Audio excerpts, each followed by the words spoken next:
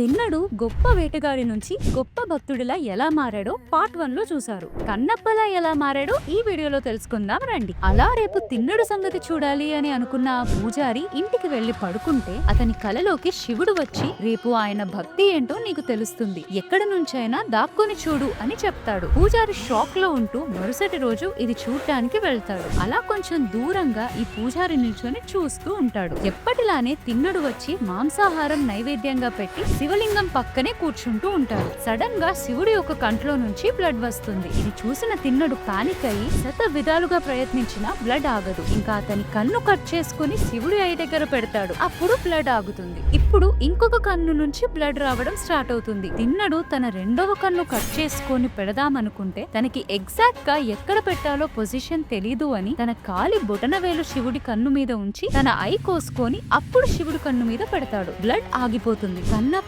అనే పిలుపు వినిపించింది. శివుడు ప్రత్యక్షమయ్యి తిన్నడు గొప్ప భక్తికి మెచ్చి తన ఐస్ ని తనకి ఇచ్చేస్తాడు. అలా తిన్నడు శివుడికి గొప్ప భక్తుడిలా నిలిచిపోయాడు. కన్నప్ప ఎలా అయితే తన లైఫ్ లో ఒక చేంజ్ వచ్చాక యాక్సెప్ట్ చేసి తన బెస్ట్ ఇచ్చాడో అలానే మనం కూడా మన లైఫ్ లో ఒక చేంజ్ వచ్చాక రియలైజ్ అయ్యి మన బెస్ట్ మనం ఇస్తే ఆ ఎఫర్ట్ కి ఒక రిజల్ట్ అనేది వస్తుంది. ఈ శివలింగం ప్రెసెంట్ ఆంధ్రప్రదేశ్ లో ఉన్న శ్రీకాళహస్తిలో ఉంది. ఈ లింగం కి కన్నప్ప మాత్రమే కాకుండా ఇంకొక ముగ్గురు గొప్ప భక్తులు ఉన్నారు. వారెవరో తెలిస్తే కామెంట్ చేయండి. ఈ గొప్ప భక్తుడి స్టోరీ నచ్చితే మీ ఫ్రెండ్స్ అండ్ ఫ్యామిలీకి ఈ వీడియో షేర్ చేయండి.